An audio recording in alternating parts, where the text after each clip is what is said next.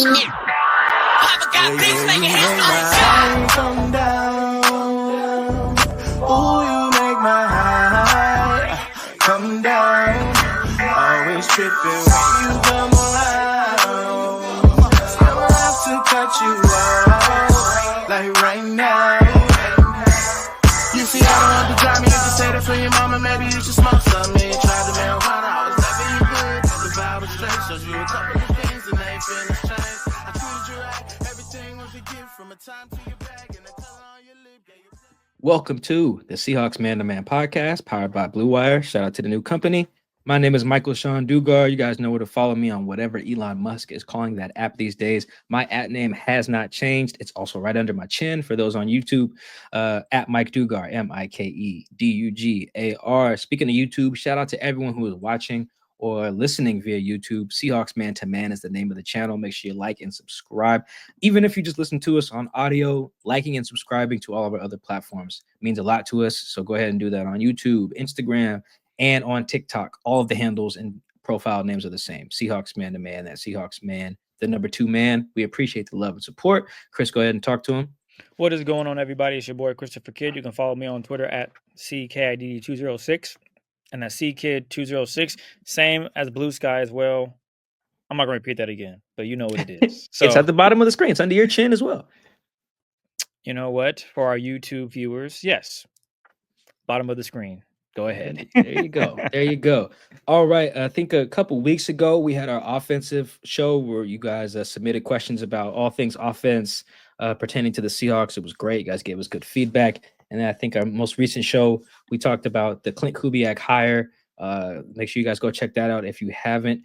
Shout out to the homie Ted Wynn of The Athletic, who came and talked with us about that scheme and everything. So we basically have talked about offense. We got that. We're good. That's out there. Go check it out.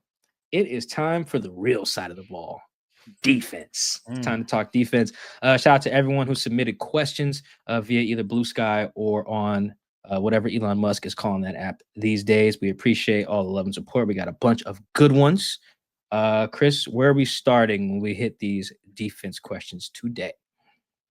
We'll start with Blue Sky, and we'll go with this first one that comes from Disintegrador. What would it be worth for you to trade for Myles Garrett? I like starting here. Ties a news element into it. Myles Garrett has told the Browns, we suck. I want to win. Get me out of here. More or less. And I can appreciate Myles' honest assessment of the situation. It also sounds like, for what it's worth, before we get into this, it sounds like Cleveland has no interest in trading him. Like, they're making that very clear to every insider on and off the record. Like, we don't want to trade Myles Garrett. We want to win. So we realize we will lose if we trade Myles. So it doesn't seem like the Browns are interested in doing that. So let's leave that there. Let's just throw that out there. But, however, if they were willing to, see where you fall on this, Chris. I saw a tweet from my colleague at The Athletic, Diana Rossini, who posted what she heard would be potential compensation. I'm scrolling her page now, trying to find that tweet. She says, these are from other GMs, or at least one GM told her that probably a 1 and more, or a 1 and a 2, or a 1 and 2 3s. Now, those numbers obviously are referring to draft picks. So when I hear that, Chris, we've been proponents, I think, generally on the big splash type acquisitions. At least I'm a big fan of it. If I call the Browns, I'm like, yo, I give first round pick and second round pick. Give me Myles Garrett. I'm doing that. Like, we can do that today. I don't know if the Browns would say yes because of where the Seahawks picks are. That's pick 18 and pick 50. I don't know how attractive that is to them because they still need a quarterback as well. But if I'm John Schneider, I'm sure he's going to poke around.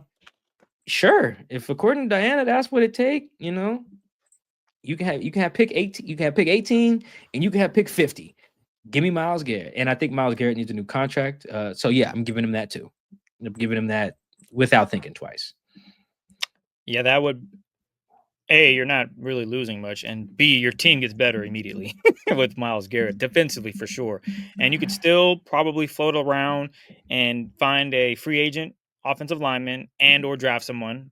Granted that you draft better than you did last year with some of those picks they made. So That is the big question. But defensively, Myles Garrett, he's your edge rusher. You can put him at D tackle. You can, with Mike McDonald's defense, you have the ability to move him around. Period, point blank. You saw what Leonard Williams was able to do, 10 sacks this season. His ability to move all around the defense was beneficial. I would expect, not that Myles Garrett doesn't do that with the Browns, because he does, but I think under Mike McDonald, he would be even better because the secondary is also really talented and it's a pairing. So when you have decent or good pass rushing and you have decent secondary, it goes hand in hand. And then when you have decent secondary with a decent pass rush, vice versa, you get my point. So I think, yeah, if that's all it takes, I don't know why John Schneider isn't making those calls yesterday to get this deal done to bring Myles Garrett, who wants to win a championship. And I think with the Seahawks, they take that next step defensively to really be a contender. Now you just got to figure out some things on the offense, and this team could be talking about hosting some playoff games next season.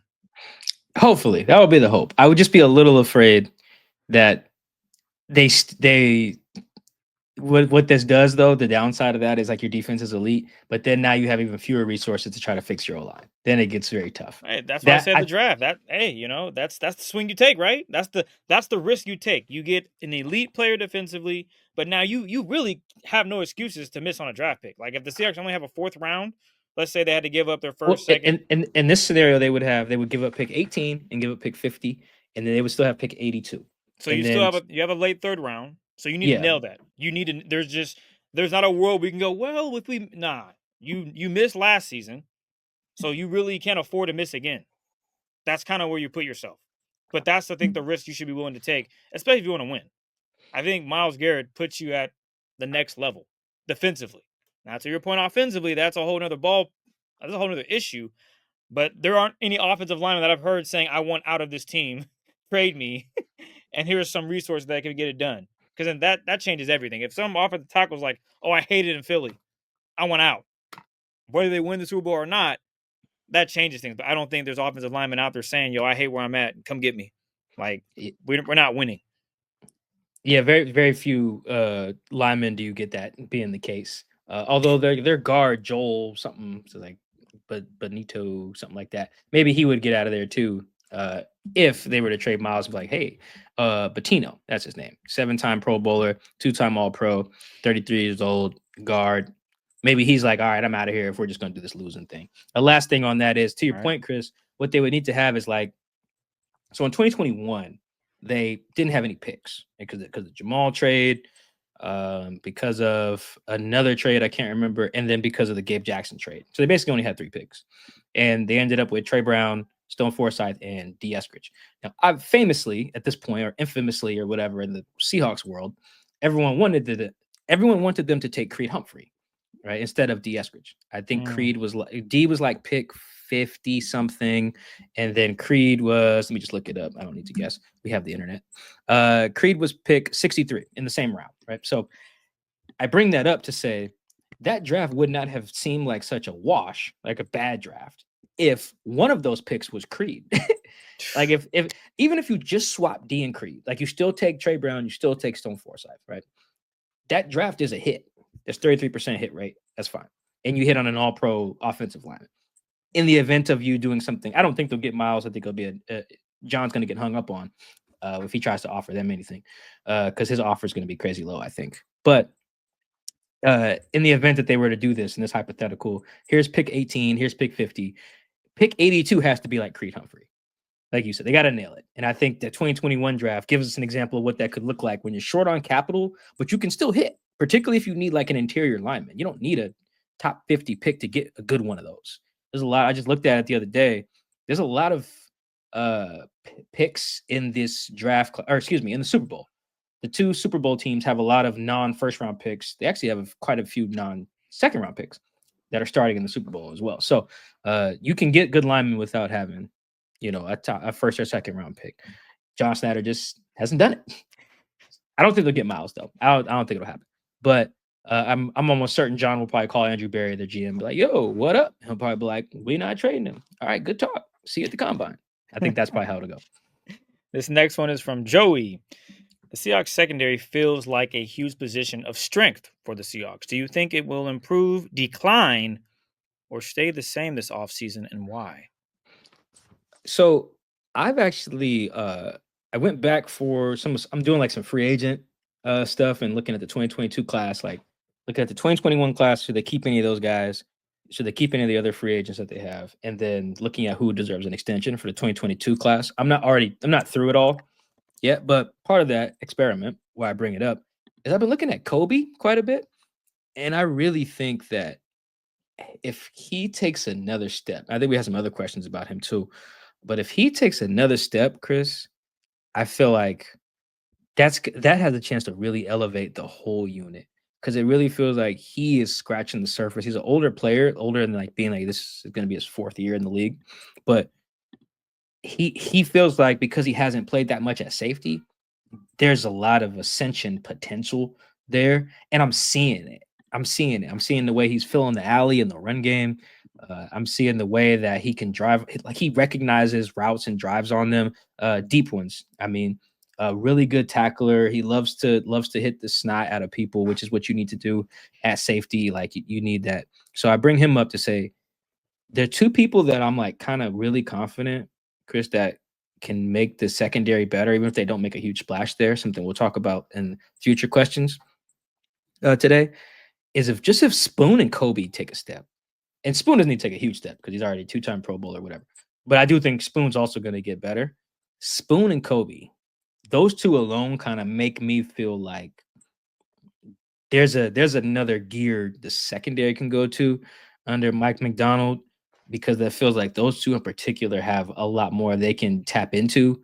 With Kobe, it just seems like just more playmaking. Like did Mike McDonald just finding more ways to use him being more comfortable at safety. Again, this was only his first year really playing safety like that. And then with Spoon, I think that there's not like a talent next step per se that I think he needs to take. Like he's a very complete ball player already, which is crazy to say after 2 years.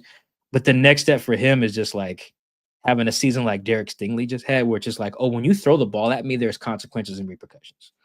Like Derek Stingley, when you throw it, if you guys are bored, go check Derek Stingley Jr. highlights for the Texans. You throw it near that dude, you're cooked. He can catch. If Spoon starts catching the ball, oh, it's curtains.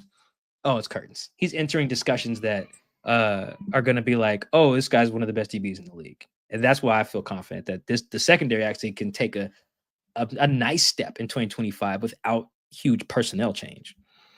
Yeah, I would say I agree with you. I would actually go with, depending on what they do with left corner, Josh Jobe.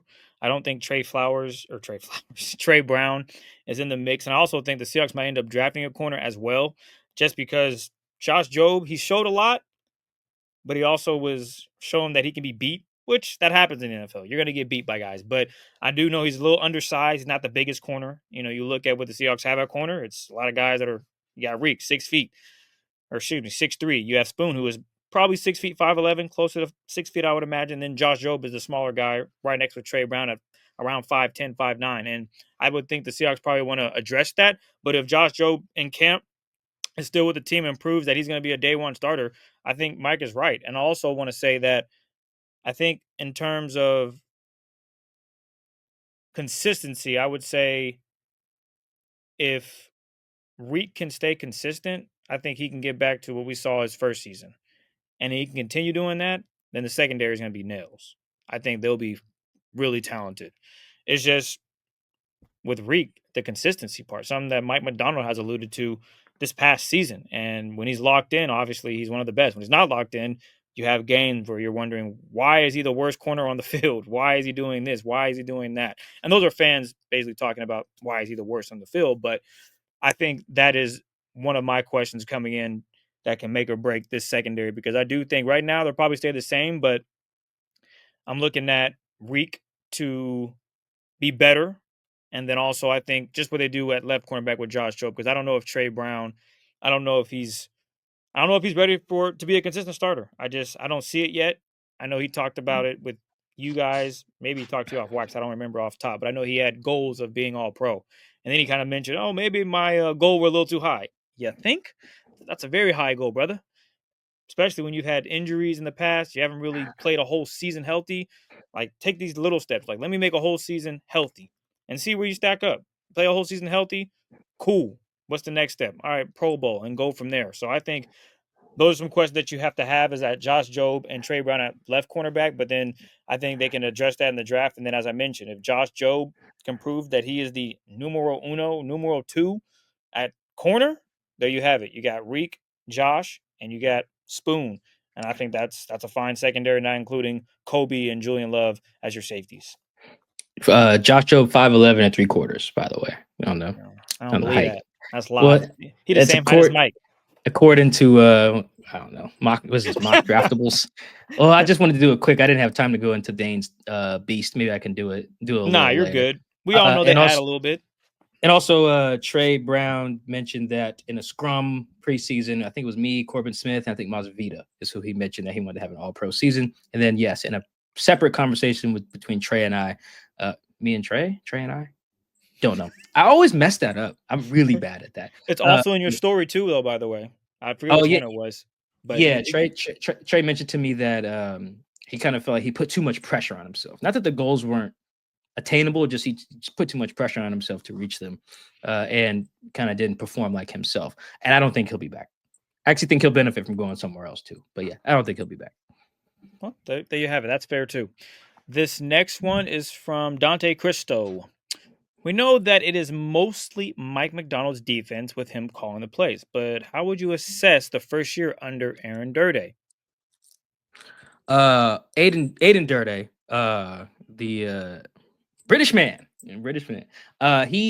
So it's always tricky when the head coach calls plays, because then you're like, okay, what does the other guy do? Which is like, what is the other guy, meaning the coordinator in title? Like Sean McVay has offensive coordinator sometimes, and you're like, what do they do? Kyle Shanahan, I think, just fired his or promoted his, one of the two. But you're like, what does that guy do? Right. So that's why you don't hear much about Durde, except people making fun of his accent. I will say that because he's a former D-line coach, he was a D-line coach for Dan Quinn in Dallas. That's the group that I really like attribute to him. Not to say Mike Macdonald has nothing to do with it. And they also have a D-line coach as well. So it's not just Durde, but what I was looking for was like, all right, if you're not going to be calling the plays, where's your expertise going to show up? So I kind of just selfishly just like, let me just assume it's the D-line. Not that anyone told me that or anything. That's kind of how I looked at it. And when you look at the Seahawks D-line in 2024, that was a really good group, man. It was probably their most consistent group all season, I would say. Like, even when they had injuries, despite when the defense like was giving up a bunch of numbers in the run, like it was very clear just from watching it, the tape and just the games live, that it wasn't just because the D-line was getting knocked off the ball. Like a lot of times they were doing their job. And then, like Jonathan Hankins would take up his double team or whatever.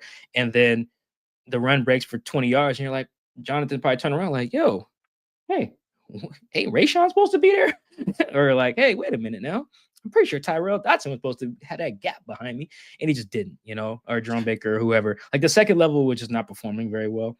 And it kind of fell off there towards the end of the season as well, unfortunately, at least in those two games against the Packers and the Vikings.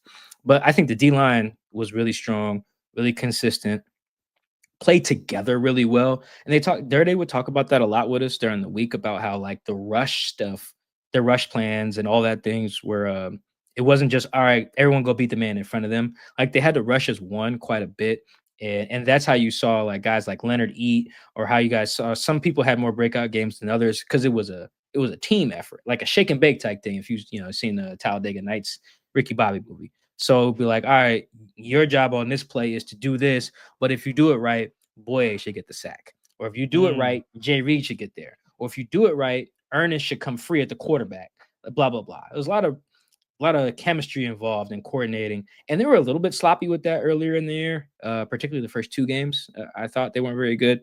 And then they really started figuring it out, I thought. And that is something unofficially I'm kind of attributing to Durde, because he just went in so much detail about it, talked about working with the guys on it, and to see it come to fruition and get better. That's something that I thought he was really good at. And then I feel like the whole rest of the defense I'm just attributing to Mike. That and Carl Scott keeping the floor high for the secondary, because they did go through a lot, man. Like it's easy to like look at it now and be like, oh, Kirk Cousins sucks, they should move on, blah blah. Like the Falcons aren't good.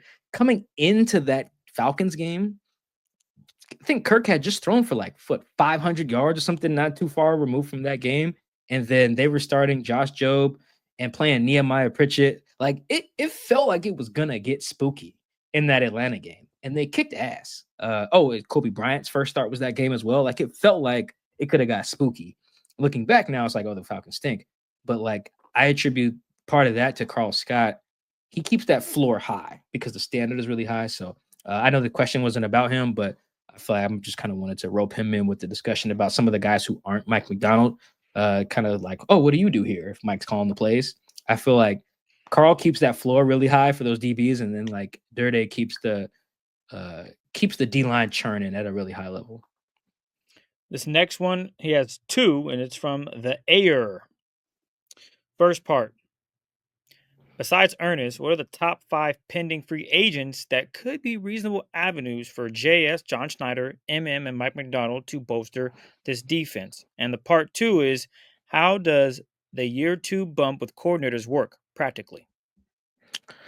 Okay, start with the coordinators. Yeah, I think a lot of the stuff with coordinators and the continuity, whether it's year 2, year 3, whatever, you just understand how to get the best out of each other, and the problem solving becomes a lot smoother of a thing.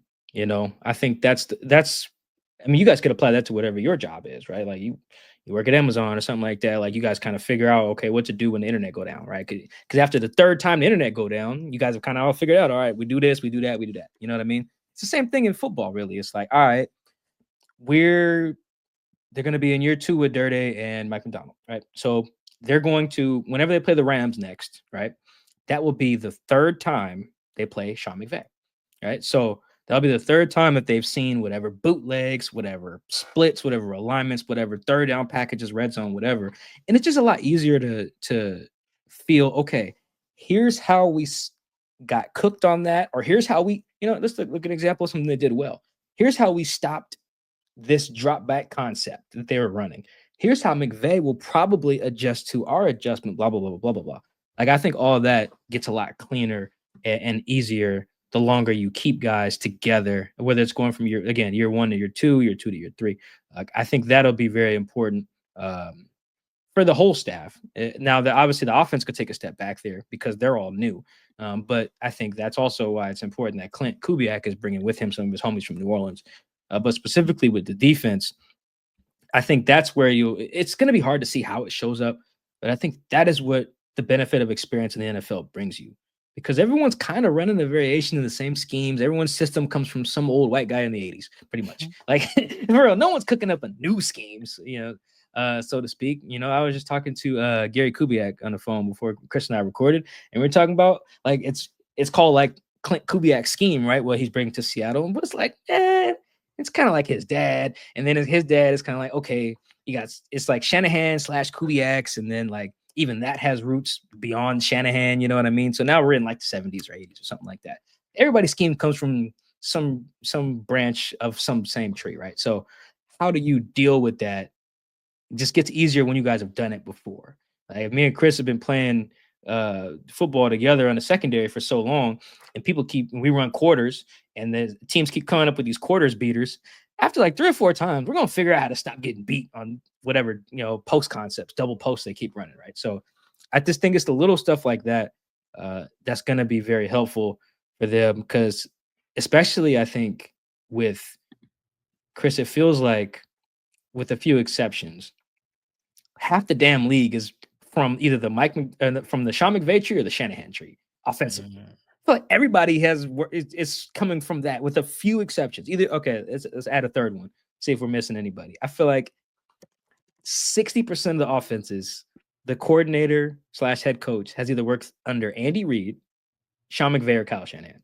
Like, it feels like we're working from 3 dudes that are producing all of the offenses.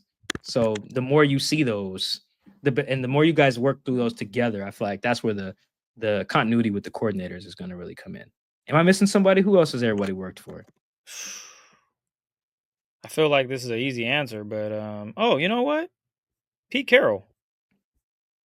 Does he have an offensive tree though? He has a defensive tree. No, that's what I mean. I mean, like, offense, like offensive like tree. offenses are really coming from, like, Virgin, Yeah. not literally everybody. Like I said, I would say roughly like 60%, man. Like everyone's branching off from like versions of this. All the offenses who are worth a damn, at least, like there's some other trees as well, but it really feels like the one with the most like spin-offs is Andy, uh, Andy Shanahan and McVay. It's Mm. like really crazy. Like I figure out if you can really understand how to stop Andy and Sean with any consistency, you can beat half the damn league. It really feels like you can. Oh, And then what was the second part of that? the second part is pending free agents that could be reasonable avenues for JS and MM. I'm sure you got some names as I do as well. So what you got, Mike? Okay, I'll give you three. Let's see if these are different from what you got. That is So true. I'll give you three. So one of them I like that won't happen, but I like it is Paulson Adebo.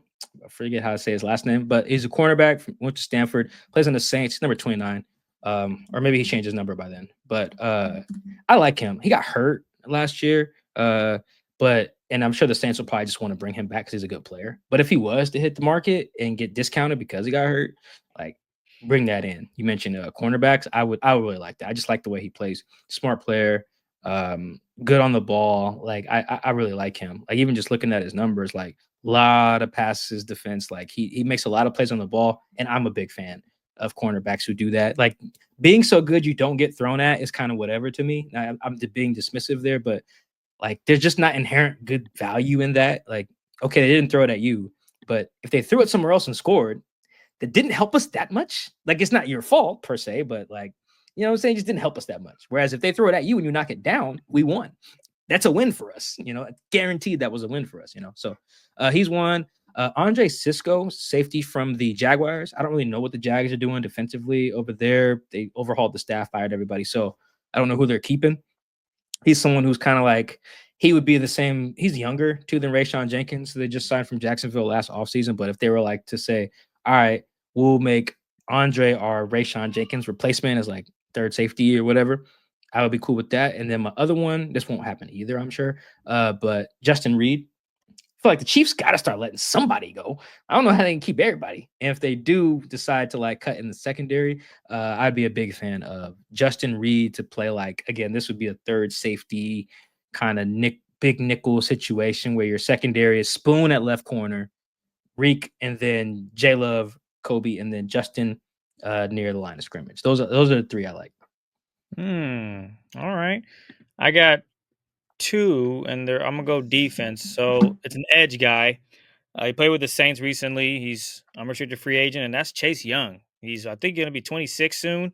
He had 5.5 sacks this past season, making 8.6 million. So you probably want to get up to 10 million. I think that would be an edge rusher that can take some pressure off of everybody else, and then B, he can also defend the run. So this is someone that is still young, and I think he can. I think with the Seahawks, he has a chance to really blossom, be that first round pick that everybody thought he could be, especially under Mike McDonald. Not that I'm saying he couldn't do it anywhere else, but I just think, with the right coaching, the right player can really pop. And I think with the Seahawks, man, Chase Young, I think he can do something. And it won't cost you a bunch of money. Like I know we'll have questions about, how can the Seahawks get some money back with some of the players that they had? Bringing this guy in, 5.5 sacks. I think he had what? I don't know how many tackles for loss he had, but I know it might have been pretty impactful. I know his pressure rate, 16.2% pressure rate, not too bad at all. That's really high. That's high. So this is a guy that, that's pressure burst pipes. Pressure makes quarterbacks make really bad decisions. And if you can do that with the Seahawks, let's say you have Boye on one edge, and then you throw out Chase Young, Leonard, and then Byron Murphy. That sounds fun to me. I don't know how you guys are feeling about it, but I think that would be a good deal to make, and I don't think it'll cost a lot. I think you could probably get away with throwing them maybe 2 years, 22.5 million, something around there, maybe a little less, maybe 20 million to start there.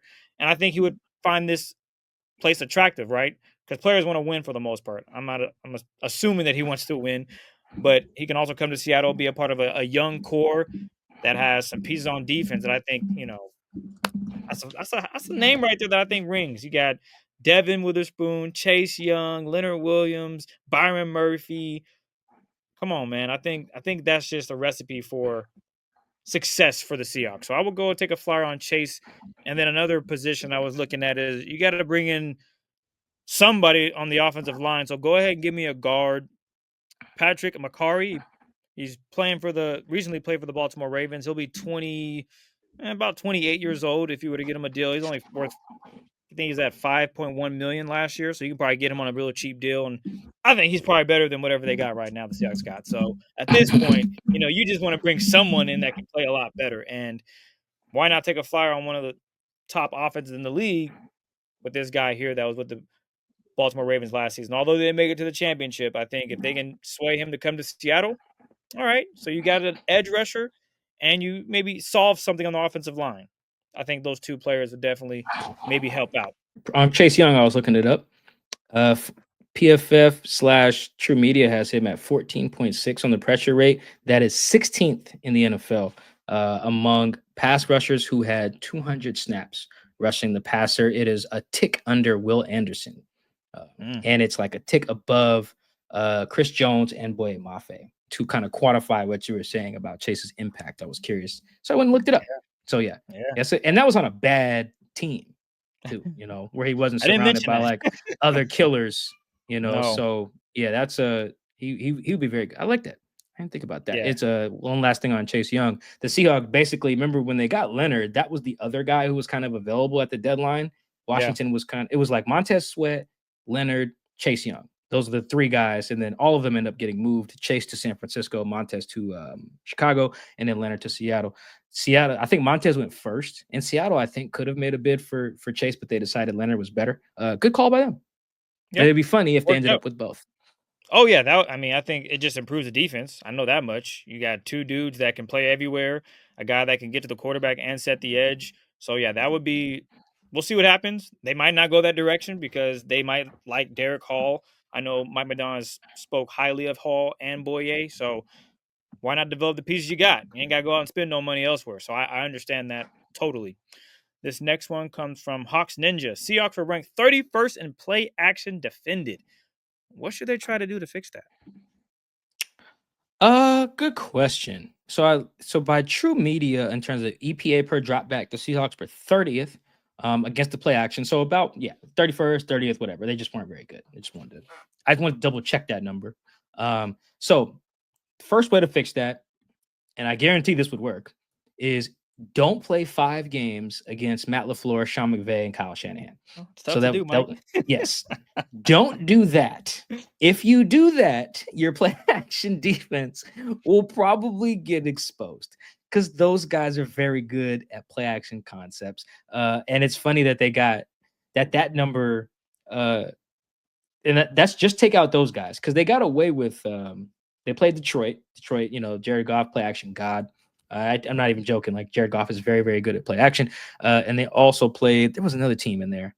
Played the Vikings. Sam Darnold, they ran a bunch of play action over there too. So you're going to get some teams who are good at it. But I do think this year in particular, they kind of got, I'd have to go cross-reference this with other years, but it feels like this year they really got screwed on like scheduling. So to play the Packers, play Matt LaFleur, Kevin O'Connell, who's another Sean McVay guy. So you got Kevin O'Connell, Sean McVay twice, Matt LaFleur, Kyle Shanahan twice, and then you get Jared Goff and Ben Johnson. They also played what's his name? Mike McDaniel, who's a play action guy too. They didn't have Tua, so I'm not really counting that too much for the sample. But yeah, if you really want to fix it, just call Roger Goodell and boycott your schedule and be like, yo, we don't want 5 games against any combination of these guys. Now, if that does not work, then you employ better second level defenders. Because I think that the Seahawks did a good job, I think, like up front on play action stuff.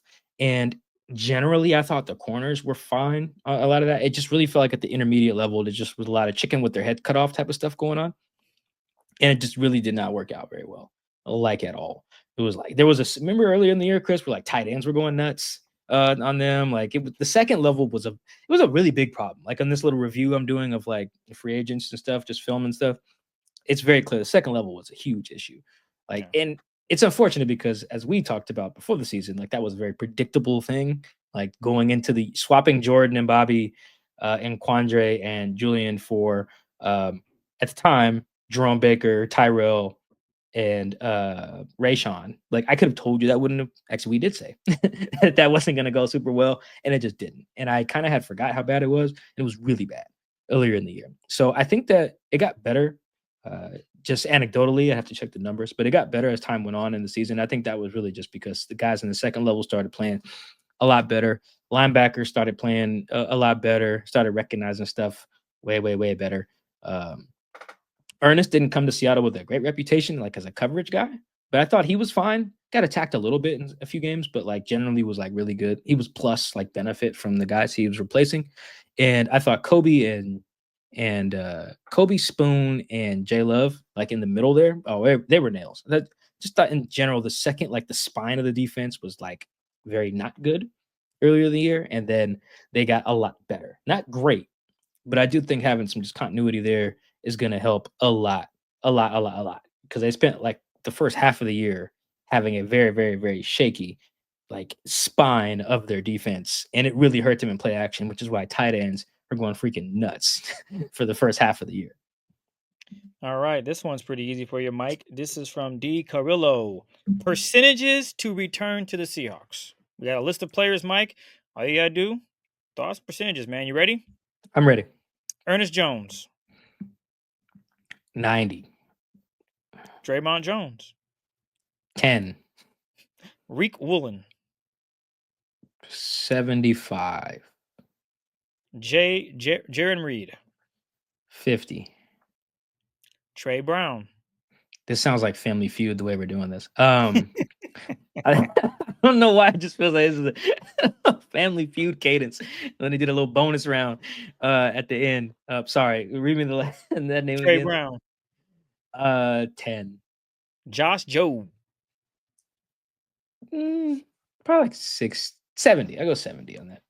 Kayvon Wallace. 10, 5, 1 of the 2, 7.5. It's quite the number, Mike. Well, I split 5 and 10 at the last one, but yeah, somewhere in there. Okay, and let's see. The last one, Robertson Harris.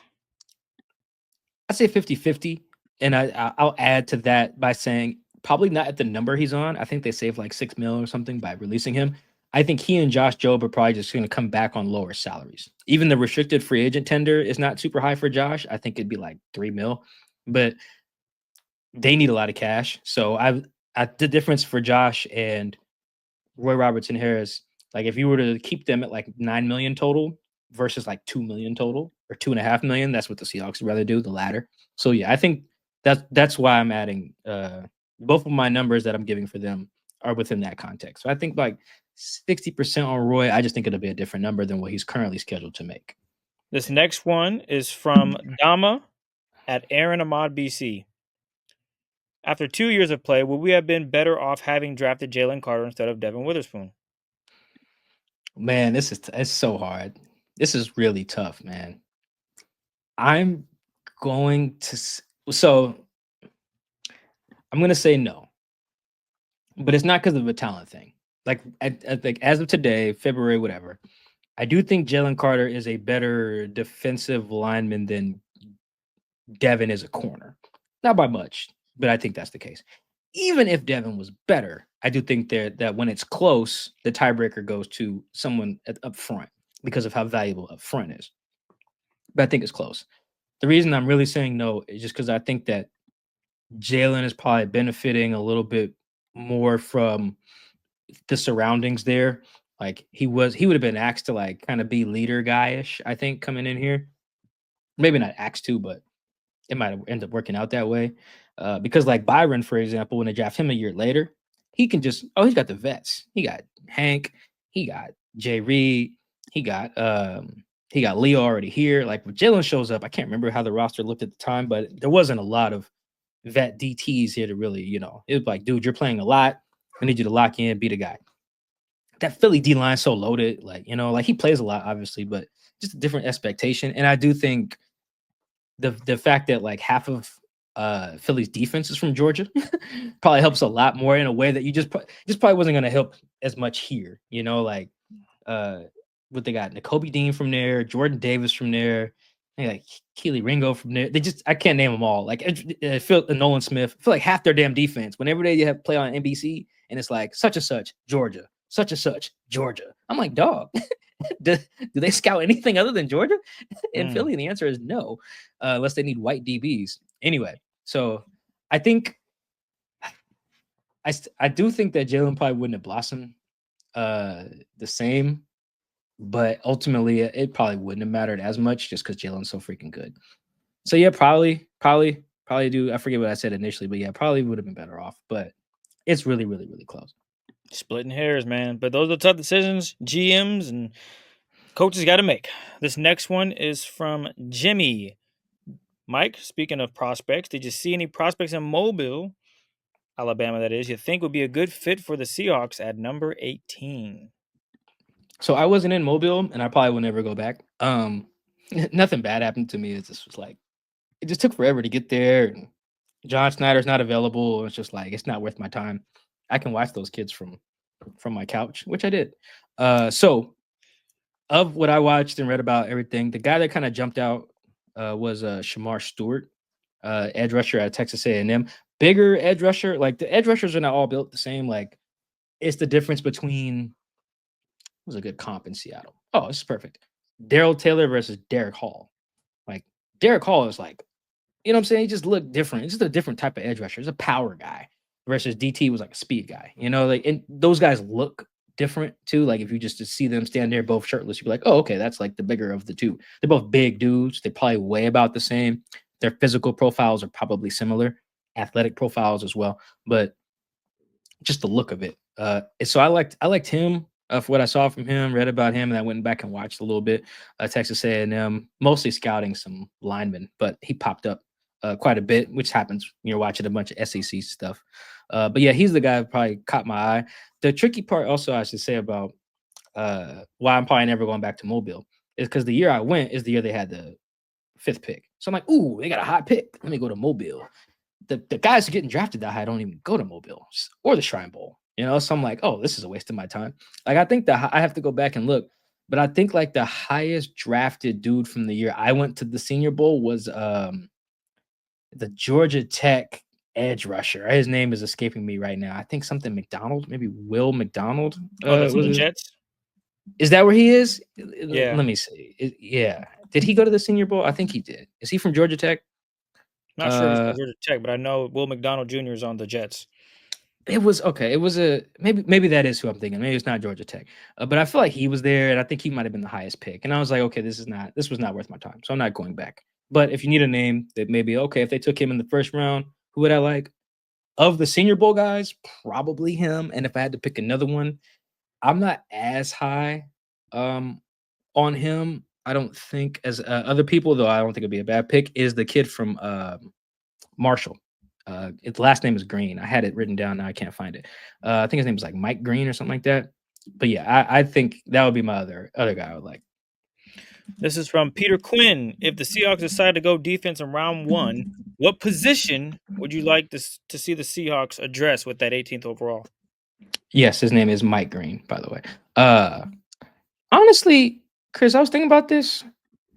I'm open to a lot more positions than I thought, actually, with the first pick. I'm cool with corner. I'm cool with safety.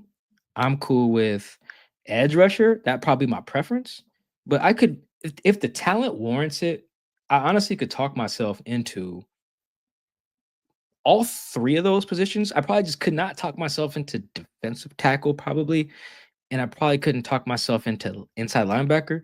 But I feel like I could talk myself into a corner, safety, depending on the talent, and definitely edge rusher. I know I just talked about how good like Kobe or Julian could be or whatever, but but if you guys notice, it makes sense. Like the 3 free agent guys that gave you raw DBs. Like I just think there's value in raising the ceiling of that group if you can find someone who can do it.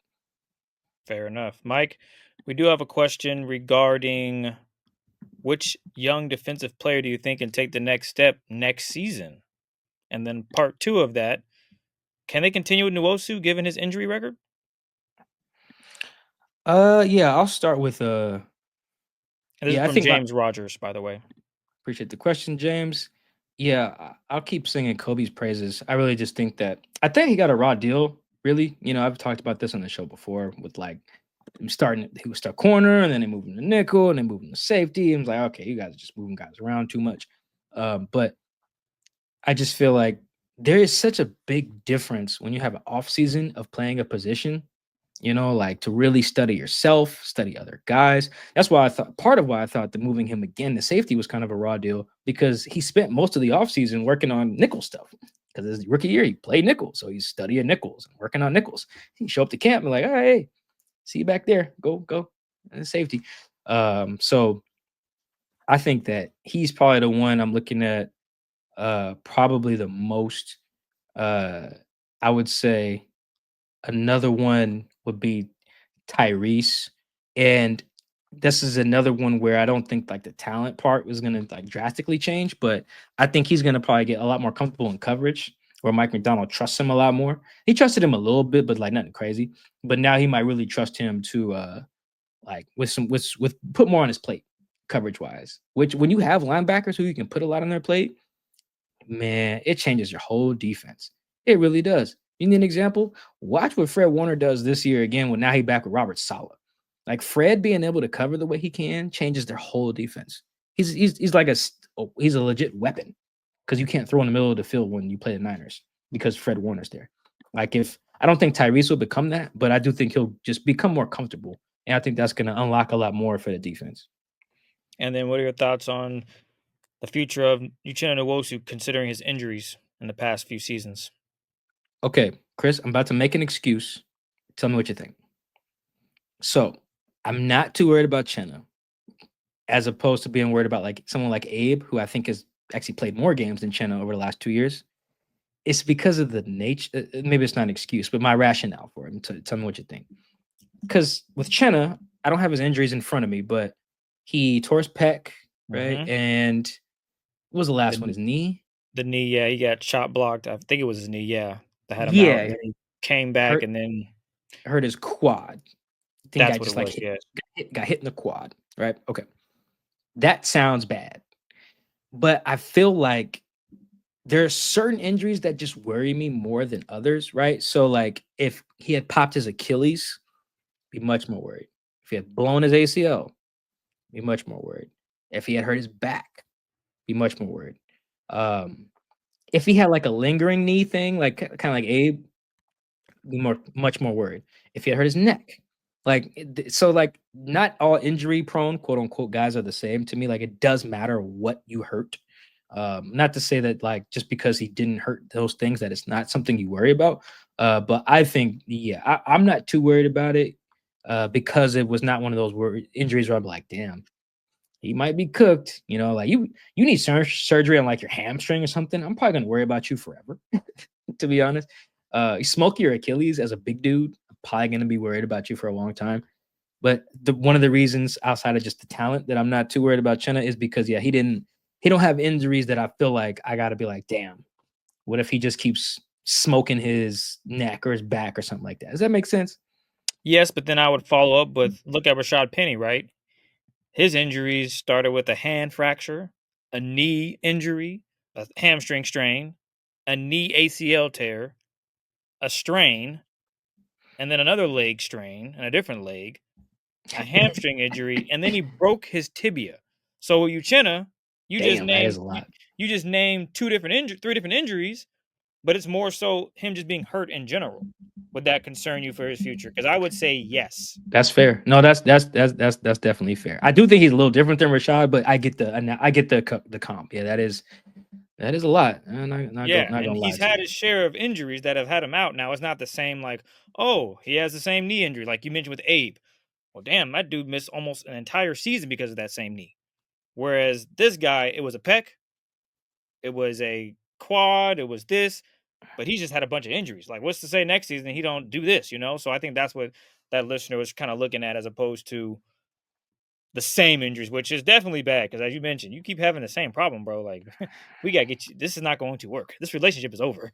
You've had the same Yeah. issue, and we can't fix it. So that's why I would say, yeah, but the concern is he might do something else, Mike, and that's he's a very valuable piece to this defense.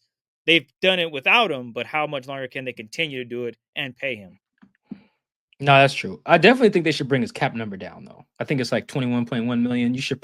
I'd probably just extend him and keep rolling with him just because he's so damn good. But yeah, you're right. That's fair. It's just once the injuries just start piling up, you're right. It could, even if it's not a re-injuring of one of those, you could easily just tweak something new. That's fair. Yeah. This next one is from Hawk Stroh Loger. Do you think it's more likely we, number one, re-sign Jay Reed, number two, draft a defensive tackle, and that could be day one or two, number three, they do both, or number four, neither? So I think this is what I would do. I don't know the likelihood, but here's what I would do. I would sign Jarran Reed and I'd tell him you're Jonathan Hankins now. Like Mm, you're the vet. Maybe we cut your snaps a little bit because we think Byron Murphy is like the present and the future. You're not gonna just not play. You're not here to just be Udonis Haslam, But you're basically making the transition that Tyler made this last season. Where it's like, all right, Locke, we love you, but Jackson is him. So we need to get the ball to number 11.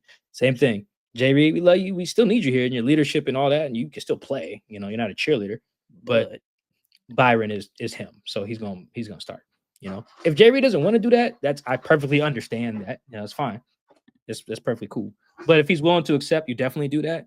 And then I think you do that and you draft because you still need depth because quiet is kept. They basically whiffed on Cam Young and Mike Morris in that draft at defensive tackle. That's at nose and like the other defensive tackle spot. So that's two positions you kind of whiffed on. So you need to recoup that. Mike and Cam Young are still on the roster. They can still play. I'm not saying that they're damaged goods, but they haven't shown me enough to be like, oh, you're good because you have number 94, you have number 93. So I think you still need to invest there. So I'll bring Jay Reed back, change his role, emphasize highlighting Murph, and then I'm still bringing in someone as like young depth so I can groom because I don't know what I have in Cam Young and Mike Morris. this next one comes from Eric at Tweets Are Dumb.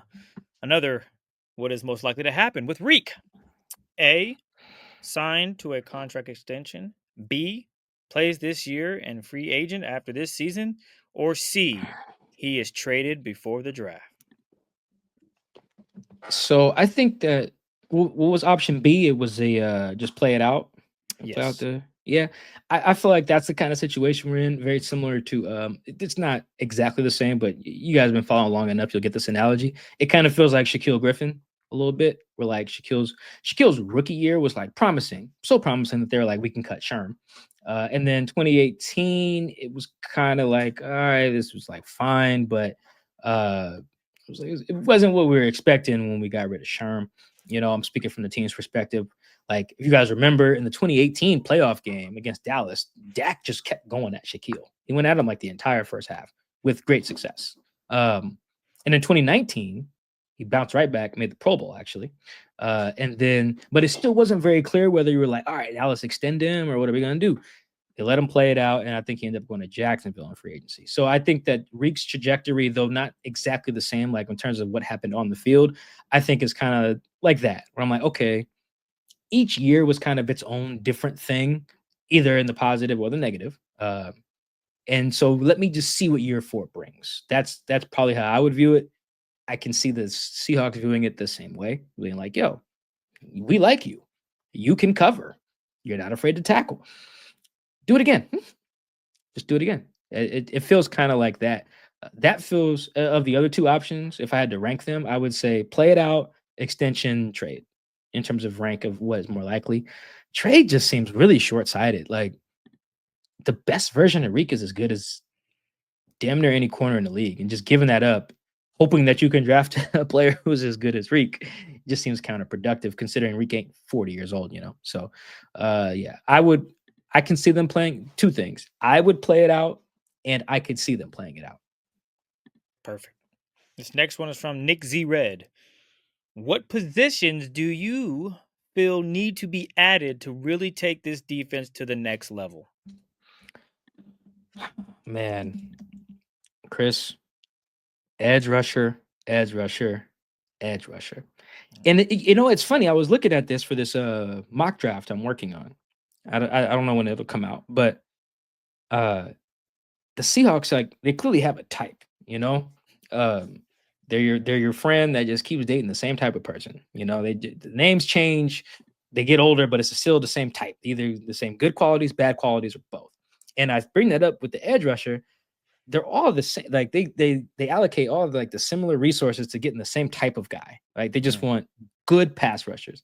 Even look at where they've drafted these cats, like Derek Hall, Daryl Taylor, Boye Mafe, all second round picks, all like within like the same range, all just like really good. Like that, not elite, not bad, not mediocre, just really good. DT has had like 9.5 sacks in a year or something like that. He was like a really productive sack guy. Boy, Mafe is obviously very good. Derek Hall is very good. And then they go pay Uchenna Nwosu. Chris, you know where he was drafted? Want to take a guess? Same range. In the second round, in the same range. I think they were all drafted between pick 37 and pick like 40, 48 or something like that. Chenna was just drafted by the Chargers, but same thing. They're not all the same build and type of pass rusher per se, but it is definitely like, okay, this is the range we like taking a guy. There's nothing bad about that because, again, these are productive players. These are good players. Like, they've all had at least 8 sacks in a season, but never more than 9.5. So they're all like the same in terms of production too. It's like, okay, you need someone to break the ceiling. You need someone to take that next step. That's why we opened this with like the Myles Garrett discussion. I don't think they'll get him, but that's the only reason I would even entertain that. Because I feel like if you do want to get to that next level, that is what you need. If it's your interior guy, you can live with that. Like the Chiefs have been basically doing that in this post Frank Clark world. Like Karlaftis is good, and some of the other guys are good on the edge, but like Chris Jones is the straw that stirs the drink, right? Like Leonard can be that, but me personally, you ask me what I like, which is what the show is. You guys asking me and Chris what we like. I'm saying keep swinging for the fences until you get your Max Crosby, till you get your Micah Parsons, till you get your Nick Bosa, till you get your TJ Watt. And I think Max, TJ, trying to think of some guys who weren't first round picks or weren't high picks. Like TJ was picked 30. Max might have been in the 5th round or something like that. Like, so you can find it. It's rare, but you can find it. I think that's really what they need. What the pass rushers they have are fine. They're fine. They're really good players. All of them are good. I think you need a great player at some point there. I don't know if they have it yet. They have a bunch of really good guys. You get to the next level when you get that great guy. That makes sense? Yeah, I'll even go a step further. I'll say get a corner. Go out and get you got the 18th overall, and you like the edge, as Mike just alluded to. You think the edge is good. You just need guys to stay healthy and take the next step. Boye, Hall, Uchenna Nwosu health-wise. I would say go get you another corner because I'm not sure about the left cornerback position. Mike, you said you're not too sure about Trey Brown coming back. Josh Jobe has a chance to come back, but I'm not sold that he is the starting corner. Like, I like Riq over there. Cool. But I think you can go out. If you can get 18, get you a corner that can get the hand on the football, knock passes away. I think that helps your secondary even more, especially with Kobe taking that next step, Julian Love continuing to play at a Pro Bowl level, I should say, if not higher. And then obviously if that D line improves, but I'm okay with going edge as well. So either or combination. And then obviously, this is a defensive podcast. So if you want, I would maybe take a look at a safety as well. Just throwing that out there. Just a little, throw a little safety out there, see what you like. Maybe not 18th, unless this dude is like the best player in the country at safety, which I don't know if he'll make it at 18th, but I think that kid from Georgia might be that, by the way. okay. All He right, might well, be. I got to watch him a little bit more, but he's like on my list of guys to watch for sure. okay, He so might be. He if might he's be. available at 18, I mean, I don't know if he would be. I don't know how many teams need a safety in this league right now, but I would say maybe take a fly on him. You know what? Get you a safety that can play all. I'm guessing he plays all over, Mike, based on what you've read and seen, or is he nothing over the top type safety? He could be everywhere. I think his name Malachi. Okay, There, so there's a couple safeties like that. You know what? I agree. Why I agree with you on safety too, because the safety solves the cornerback issue, especially if it's someone who can be like Kyle Hamilton. Like, okay, you can play everywhere. down by the box too. Now Yeah. they had their secondary was so bad last year they had to move Kyle to just more traditional free safety. But in a perfect world, you're drafting like Brian Branch. You know what I Yeah. mean? Like somebody who's like boxy, safety-ish, like that because then you just move Spoon. You know, I think That's true. that opens solves. Yeah, basically, you're accomplishing the same goal. So instead of just getting a new left corner, you just get someone else to play nickel, so you can Yep. move Spoon. You know, And then it you can- accomplishes the same similar-ish goal, and you can still play Spoon at nickel in some packages if you need to. You can play Spoon wherever Yeah. the hell you want. So that's why Okay. I'm with you on the safety thing too. But yeah, I think we can both agree. You go get you in my notes when I was typing up some of my answers to these questions, I wrote literally, I really think they need another edge rusher, someone who was like that for real. Then, comma, a distant second is cornerback. So we agree. We seeing the same things. The film ain't lying. We good. Yep. This next one, we got two more, Mike. This next one is from Ease World. Would a Myles Garrett trade make sense besides him being a great player? Yeah, I mean, well, okay. Yes, it makes sense. Yes, it makes sense. I should start there. The drawback is very real, though. It is very real because, so let's put it this way. Who did they draft? They didn't have a second round pick last year. Let's go look at their draft history. Let's say, what's a year they had a first and a second round pick? Was it Charles Cross 2022? Who was their second round pick? Boye Mafe, Kenneth Walker. No, he was. What was Ken Okay. drafted, Mike? Yeah, he was. So let's use this Okay. for the purpose of this discussion. Let's do this. So in 2023, they had pick 20 and they had pick 52. All right. So in this draft, they have pick. Let's ignore the Spoon pick and the D Hall pick for the sake of this discussion. You'll see why. They had the 20th pick and they had pick 52, which is very similar ranges to what they have now. Right. So they have 18 and they have 50. Let's say that year they trade instead of having Jackson and Charbonnet, you have Myles Garrett. You know, like that sounds great, but there is some drawback. Like Jackson's really good too, and maybe Charbonnet is like a bad example because like obviously they would probably punt on a running back to have an edge rusher, but you do have to factor in like you do have opportunity to get young, very good players, right? Like someone else they took kind of in that range. Who they take in that range? DK was picked 64. Actually, they haven't done great with second round picks that really in a little bit here. Yeah, D. Eskridge was picked 56. Yeah, it's not great here. So you have to think about that too, what you're giving up on. Because that 2023 example might not be the best because they also, I guess, in that scenario still get Spoon and D Hall. But I'm bringing that up to say like it makes sense, but I'm not going to say the drawbacks are irrelevant. You know, Or just like if you go 2022, Mike, because you got Charles at 9, and then you got Boye or Kenneth 40 and 41. yeah, so that one, yeah, that's another like. The problem is like a top 10 pick. I think the Myles thing makes sense because of where that's the reason that I'm not using Spoon and Charles in this scenario is because if you have a top 10 pick, I think the answer is no. It does not. I do because I just think it's too valuable, as we've seen with their top 10 picks. Now, if you're talking about giving up pick 18, I do think perhaps it's a little bit different. You just see the type of player that's usually available at 18 versus like 9 or 5. Spoon was picked 5. That's high. I'm not. Yeah, no. I'm not giving that up. Myles is great. I'm not. Especially with the. I can't get Myles per se with that pick, but like, I don't know. I can give me a dude. I can give me a dude with 5. I'm Okay. probably just getting a good player at 18 or 20. You know, I think they actually got really lucky these last couple drafts. I feel like low key in the first round because they were still getting the number 1 player at insert position here. Like I think Jackson was the first receiver off the board. With the way receivers are coming off the board these days, how often are you going to get the first one at pick 20? I bet you that doesn't happen again for like another 5 seasons, another 5 drafts. That the first receiver is pick 20. I bet you that doesn't happen. And I think Byron was the second defensive player, I think, drafted in there, and that was at pick 16. I bet you in the next 5 drafts, the second defensive player is never going to be pick 16 in the next 5 drafts. I think they got kind of lucky there. He was the first defensive tackle too. So yeah, I think they kind of got lucky there. But anyway, so yeah, it does make sense, but those drawbacks are real, particularly when you're talking about building your your O-line. Like, you still have to do that. Yeah, that's true. Because the next receiver after him, Quentin Johnson. Oh boy, the Chargers are so mad right now. Oh man, they whipped on that pretty much. But yeah, I'm looking at that class. Yes, Jackson was the first.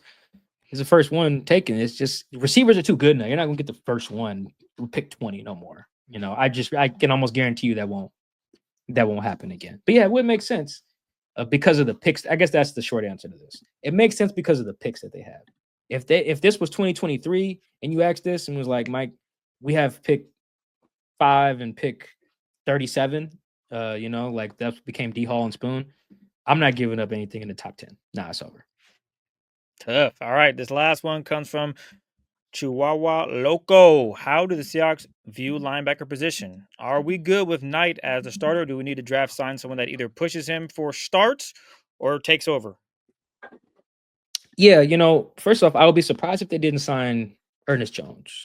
I just feel like that's such a no-brainer. Like, I really feel like you gotta I will personally, I'm not gonna go with y'all, but I will put up money to go buy the supplies that you need to go storm VMAC if they don't re-sign Ernest Jones. Like I said, I do can't go not with you. approve.